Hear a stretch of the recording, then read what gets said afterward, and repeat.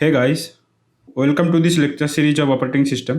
तो इस लेक्चर में हम लोग डिस्कस करेंगे longest remaining time first CPU scheduling के बारे में।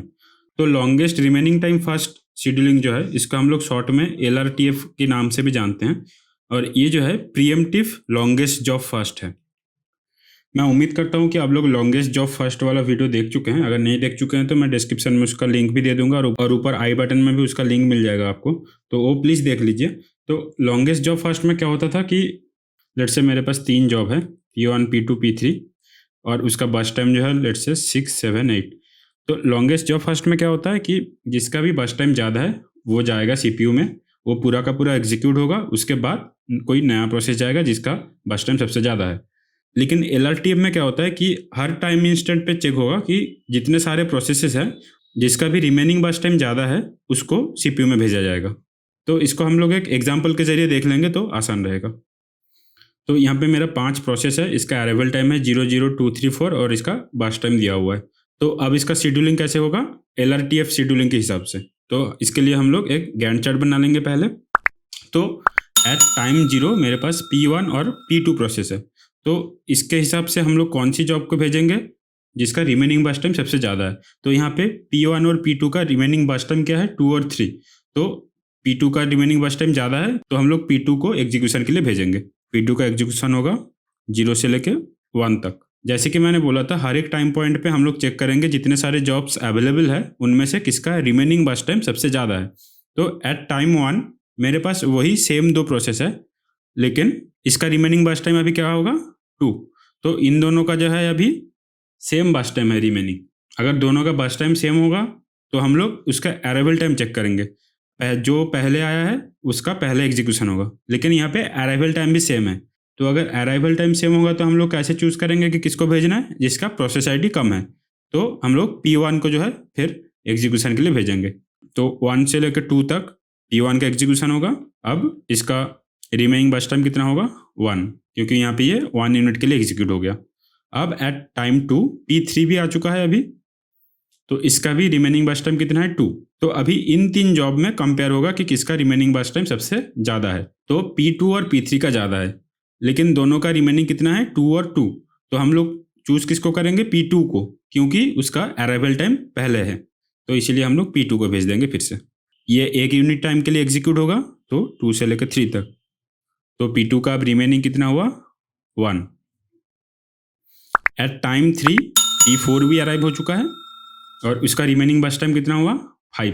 तो अभी हम लोग इन 4 जॉब में से चूज करेंगे कि किसका रिमेनिंग बस टाइम ज़्यादा है, जो कि क्लियरली दिख रहा है कि P4 का सबसे ज़्यादा है क्योंकि उसका बस टाइम 5 है। तो P4 जाएगा एग्जीक्यूट होने के लिए।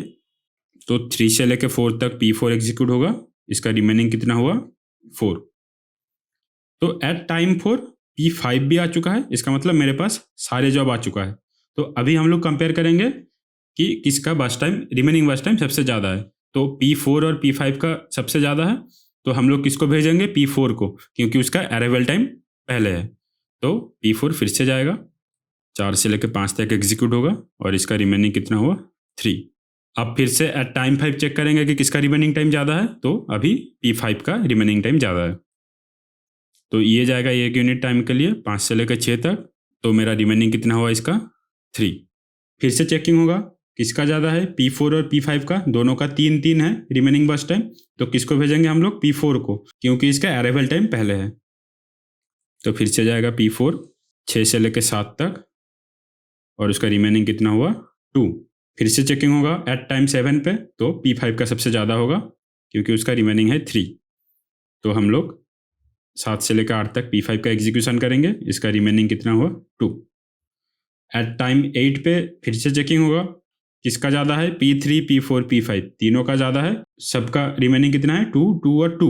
तो हम लोग भेजेंगे किसको P3, क्योंकि उसका अराइवल टाइम पहले है। ये हो गया P3।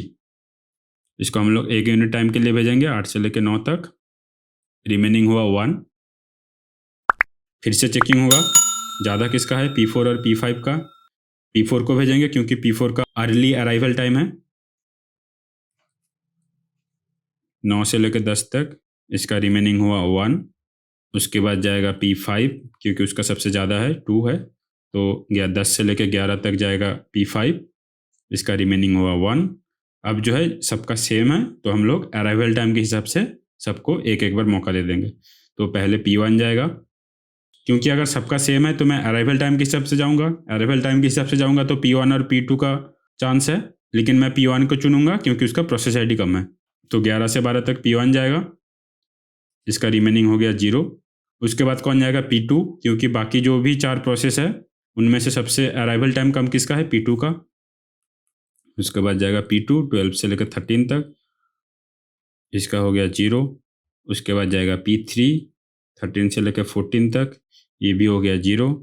उसके बाद जाएगा P4 14 से लेकर 15 तक, ये हो गया 0। उसके बाद जाएगा P5 15 से लेकर 16 तक, इसका हो गया 0। अब हम लोग कंप्लीशन टाइम देख लेते हैं। P5 का 16, P4 का 15, P3 का 14, P2 का 13, P1 का 12। तो अभी टर्न अराउंड टाइम क्या होगा? Completion time minus arrival time. 12 minus 0 12, 13 minus 0 13, 14 minus 2 12, 15 minus 3 12, 16 minus 4 12। तो इसका आप लोग एवरेज निकाल सकते हैं। तो इसका एवरेज कितना होगा? 12.2। और इसका वेटिंग टाइम कितना होगा? Turn around time minus burst time. तो 12 minus 2 10, 13 minus 3 10, 12 minus 2 10, 12 minus 5 7, 12 minus 4 8। और इसका एवरेज वेटिंग टाइम कितना हो जाएगा? 45/5 9।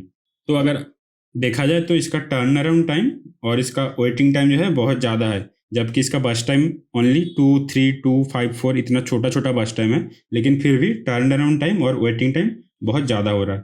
तो ये इसका डिसएडवांटेज है। अब थोड़ा पॉइंट्स देख लेते हैं इसके बारे में। क्या बोल रहा है कि job with longest remaining burst time is executed first. जो हम लोगों ने ऑलरेडी देखा कि जिस जॉब का भी रिमेनिंग बस टाइम सबसे ज़्यादा है उसको पहले एग्जीक्यूशन का मौका मिलेगा। और अगर दोनों का सेम बस टाइम है, रिमेनिंग बस टाइम अगर सेम है, तो जो पहले आया है उसको पहले मौका मिलेगा। और अगर बोल रहा है if all jobs have the same remaining burst time execution time is decided based on the arrival time. जो भी जॉब पहले आया है उसको पहले मौका मिलेगा। और ये एक प्रीएम्प्टिव एल्गोरिथम है। इसका मतलब क्या है कि कोई भी जॉब अगर सीपीयू में ऑलरेडी एग्जीक्यूट हो रहा है और मेरा तभी दूसरा कोई एक जॉब आ गया जिसका रिमेनिंग बस टाइम ज़्यादा है, तो हम लोग उस जॉब को निकाल के दूसरे जॉब को सीपीयू में डाल सकते हैं। हमें उसकी कंप्लीशन का इंतजार नहीं करना पड़ेगा, इसलिए ये प्रीएम्प्टिव एल्गोरिथम है। अब इसका हम लोग डिसएडवांटेज देख लेते हैं। जैसे कि हम लोग ने देखा कि एवरेज वेटिंग टाइम जो है बहुत ज़्यादा है, तो एवरेज वेटिंग टाइम अगर ज़्यादा हो रहा है तो एवरेज टर्न अराउंड टाइम भी ज़्यादा होगा। तो ये इसका मेन डिसएडवांटेज है। उसके बाद क्या है कि smaller processes have to wait for longer period of time. जैसे कि आप लोग देख सकते हैं कि इस जॉब का बस टाइम जो है ओनली 2 था, इसका भी बस टाइम ओनली 2 था, लेकिन इन लोगों को 10-10 यूनिट टाइम तक वेट करना पड़ रहा है। तो ये क्यों हो रहा है? क्योंकि हम लोग हमेशा लॉन्गेस्ट जॉब को प्रायोरिटी दे रहे हैं। पहले जिसका भी रिमेनिंग बस टाइम सबसे ज़्यादा है उसको हम लोग प्रायोरिटी दे रहे हैं, इसीलिए छोटा बस टाइम वाला जो जॉब है वो हमेशा पीछे रह जा रहा है, इसीलिए इसका वेटिंग टाइम जो है बहुत ज़्यादा हो रहा है। और कॉन्टेक्स्ट स्विचिंग इज मोर। जैसे कि यहाँ पे बस एक 3 से लेके 5 तक कंटिन्यूसली P4 का एग्जीक्यूशन हुआ था, लेकिन बाकी आप लोग अगर ध्यान से देखेंगे तो लगभग हर एक टाइम यूनिट पे हम लोग नया नया प्रोसेस को सीपीयू में भेज रहे हैं। तो इस वजह से क्या हो रहा है कि बार बार कॉन्टेक्स्ट स्विचिंग हो रहा है। जैसे ये 1 2 3 4 5 6 7 8 9 10 11 12 13 14, यहाँ पे 14 कॉन्टेक्स्ट स्विचिंग हम लोग देख चुके हैं, क्योंकि यहाँ पे लगभग हर एक टाइम यूनिट पे हम लोग प्रोसेस को चेंज कर रहे हैं। तो इसलिए यहाँ पे कॉन्टेक्स्ट स्विचिंग बहुत ज़्यादा है। और हम लोगों को पता है कि कॉन्टेक्स्ट स्विचिंग जो है ये एक ओवरहेड है। इस टाइम पे कॉन्टेक्स्ट स्विचिंग के टाइम पे सीपीयू कोई काम नहीं करता है, तब सीपीयू आइडल बैठता है। तो जितना ही कॉन्टेक्स्ट स्विचिंग कम हो उतना सीपीयू के लिए अच्छा है, क्योंकि हम लोगों का रिसोर्सेस यूटिलाइजेशन बहुत अच्छा होता है। तो ये इसका तीसरा डिसएडवांटेज है।